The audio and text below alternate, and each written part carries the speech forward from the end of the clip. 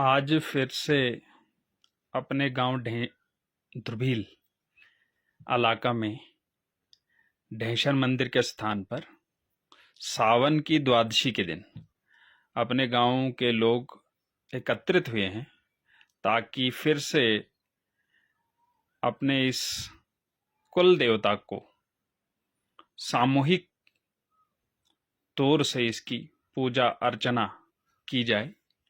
इसको अपने यहाँ पर जागरू या यात्रा के नाम से भी पुकारा जाता है। इस दिन बहुत ही एक महत्वपूर्ण दिन होता है अपने गांव के लिए। और आज पुजारी जो अलग अलग गांव से आते हैं, जैसे टिकरा से ये भाई साहब हैं, और इन्होंने जो है ऊपर वाले त्रिशूल पे जो है अपनी माला रोपण की है। अभी दूसरे परिवार से जो श्रीमान रोशनलाल जी हैं, आप इस वाले त्रिशूल को माला रोपण करेंगे। तत्पश्चात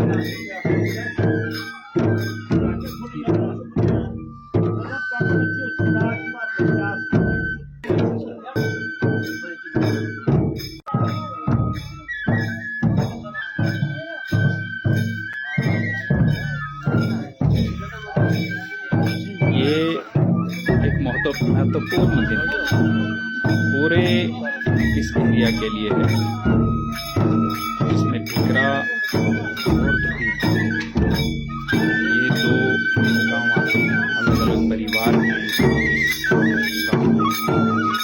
तो ये सब मिलकर आज पूजा अर्चना करते हैं इस कुल देवता के समक्ष, और एक खास वादक बजाकर इसकी पूजा अर्चना की जाती है। और तत्पश्चात एक खास तरह का एक प्लांट जो है काटकाई एरिया से लाया जाता है, जिससे इस मंदिर के परिसर को सजाने का कार्य किया जाता है। इसको चारों तरफ से इस माला आरोपण की जाती है, और पुजारी जी तब तक जब तक माला रोपण हो तब तक ये पूजा अर्चना करते रहते हैं। पूरे इलाके के लिए समृद्धि की कामना करते हैं। जब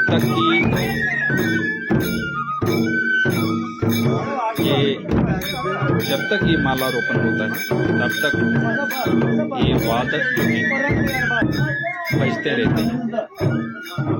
इस समय को चुनने का एक अगर देखें हम आज के परिप्रेक्ष्य में एक अच्छा लॉजिक है, क्योंकि आज एक ऐसा समय होता है अगस्त में इस इलाके में जब काम कम होता है। काम मतलब कि जमींदारी का काम कम होता है। आज जैसे सेब तैयार हैं, अंगूर तैयार हैं, अखरोट तैयार हैं, मक्की तैयार हो रही है, तो आज उसको न काटने का समय है न बोने का समय है, आज इसको खाने का समय है।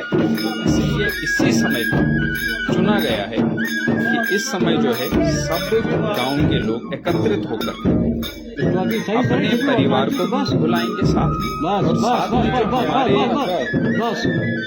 रिश्तेदार अलग अलग गाँव उनको भी आज न्योता दिया।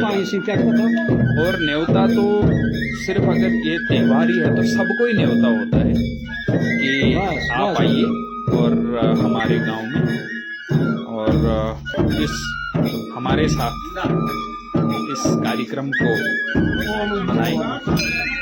एक सामूहिक न्योता भी सबको होता है, और हम इसको इससे भी परिप्रेक्ष्य से जोड़ सकते हैं कि आज से जैसे 7 साल 100 साल पहले जब इस प्रथा को शुरू किया होगा तो उस वक़्त जो है मोबाइल नहीं थे, टेलीफोन नहीं थे, हमारा आपस में संपर्क नहीं होता था। परंतु इस दिन जरूर लोग बाहर गांव से, जो गांव से दूर होते थे, वो आते हैं गांव में, आज भी आते हैं, जिनको अपने गांव से प्यार है, जिनको अपनी संस्कृति से प्यार है, वो जरूर आज के दिन वापस अपने गांव में आते हैं और अपने गांव के लोगों के साथ। और शायद ये एक उस लॉजिक से भी इम्पोर्टेंट हो जाता है। और अगर आज के समय में भी देखें, जब हमारे पास मोबाइल और टीवी है, जब संचार के इतने साधन हैं, परंतु हम आपस में मिलते नहीं, तो एक खास लॉजिक आज भी बनता है इस समय जब हमारे पास मोबाइल के साधन हैं, परंतु आज भी हम आपस में मिलते नहीं हैं। आज भी हम एक दूसरे से मिलने में बहुत समय लगता है, इतने बिजी हैं आज के टाइम में। और अगर आज भी हम इस प्रथा को चलाएं, आज भी अगर हम अपने परिवारों से मिलें, अपने गांव में आसपास में मिलें, तो बहुत अच्छी प्रथा है जो जिसको अगर इसके पॉजिटिव पॉइंट्स, हाँ इसमें कुछ कुरीतियां भी जुड़ गई हैं। जैसे कुछ लोगों ने, जो शराबी लोग शराब के शौकीन थे, उन्होंने इसके साथ शराब जोड़ दिया, या इसके साथ और भी कुछ बुरे काम जुड़े होंगे, परंतु वो इससे उसका कोई लेना देना नहीं। जब ये कार्य शुरू हुआ होगा, इसका जो सही मकसद है ये आपस में प्रेम भाव को मिलाना, आपस में हम गांव के लोगों को आपस में मिलना रहना। तो ये पांडवों के स्थान, पांडव मंदिर भी बोला जाता है इसको, पांडवों के समय से बना हुआ ये मंदिर, ढेंशर मंदिर बोला जाता है कि गाय माता ने यहाँ पर मिट्टी को चाट कर इस मूर्ति को, यहाँ पर शिवलिंग भी अंदर है, उसको निकाला था। और ये जो देवता रूप की एक मूर्ति भी है, तो बोला जाता है कि उसको गाय माता ने जैसे उसने प्रकट किया था। और यहाँ पर जो ये स्थान था ढेंशर मंदिर, यहाँ पर कोई भी बिल्डिंग नहीं थी, इसको कोई ऊपर से छत नहीं था, परंतु इसके अपोजिट में महेश्वर मंदिर जो कि खंडोल में, वो जंगल में था, वहां पर इसका पूरा जो स्ट्रक्चर था वहां पर था। परंतु पुजारी जी को एक बार सपने में आया, ऐसा कहा जाता है, माना जाता है, मिथ भी बोल सकते हैं आप, कुछ भी बोल सकते हैं, कि सपने में आया कि आप जो है ये मुझे जरूरत नहीं है। महेश्वर देवता के पुजारी को आया कि मुझे इसकी जरूरत नहीं है। तो अगर नाम देखें ढेंशर यहाँ ध्रुवील में, तो खंडोल में महेश्वर है। तो बोला कि मुझे इसकी जरूरत नहीं, तो मेरा भाई वहां पर ध्रुवील में धूप में है, तो इसलिए उसको दे दीजिए।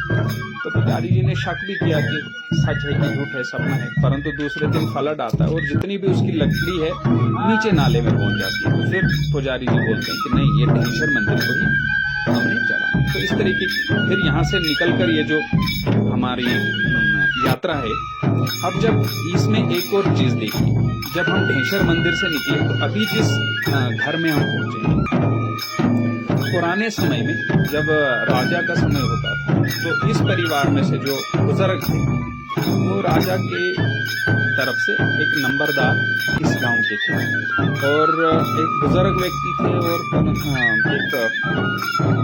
एक सीनियर मोस्ट कह सकते हैं, एक सिंपल भाषा लेमैन की लैंग्वेज में बोले तो, एक बुजुर्ग और एक सामान्य व्यक्ति, सम्मान दिया जाता था उनको, इसलिए क्योंकि गांव के बड़े थे, बुजुर्ग थे, तो इसलिए उस सम्मान में ये जो इसको ईल बोलते हैं, तो ये उनके घर में जाती है। वहां से फिर पेपारन देवता, पेपारन यानी शिव का ही नाम दूसरा है, पेपारन जो सर टॉप है उसको पेपारन पहाड़ भी बोला जाता है, शिव का स्थान माना जाता है वहां पे। तो ये ढेंशर मंदिर से इस घर में जाती है, और इस घर में जो उस परिवार के लोग हैं, आज भी इसको पूजा अर्चना इनको करते हैं, जो भी ये वादक हैं, और इनको पूजक यानी इनको एक पूजनीय दर्जा दिया जाता है। ये जो ढोल है या जो बंसरी है, तो यहाँ पर इनकी पूजा होती है। पूजा होने के पश्चात वापस ये पेपारन देवता पर हम चले जाते हैं, और वहां पर हमने ये जो कार्यक्रम है पूरी रात के लिए वहां पर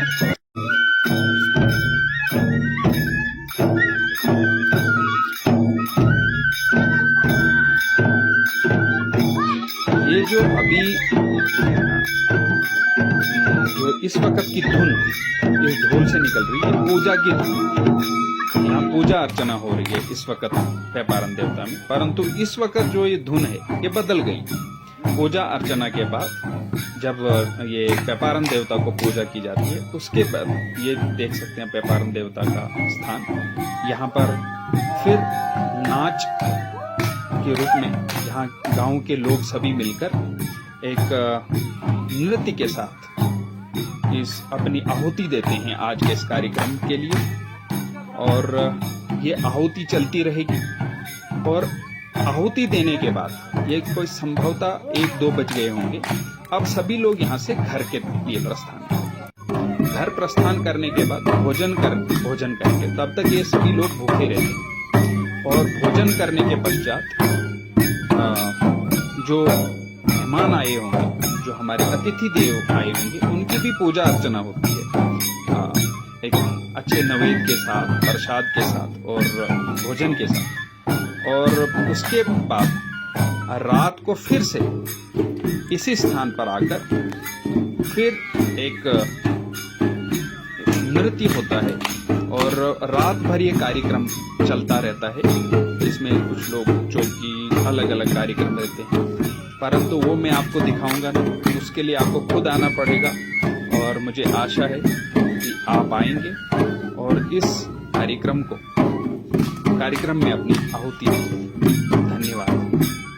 अगर आपको ये रिपोर्ट पसंद आई हो तो सब तक ये रिपोर्ट पहुंचाएं, ताकि ये कला, ये संस्कृति अमर हो जाए और आने वाली पीढ़ी तक भी ये संदेश आज के इस कार्यक्रम तक पहुंचे। धन्यवाद।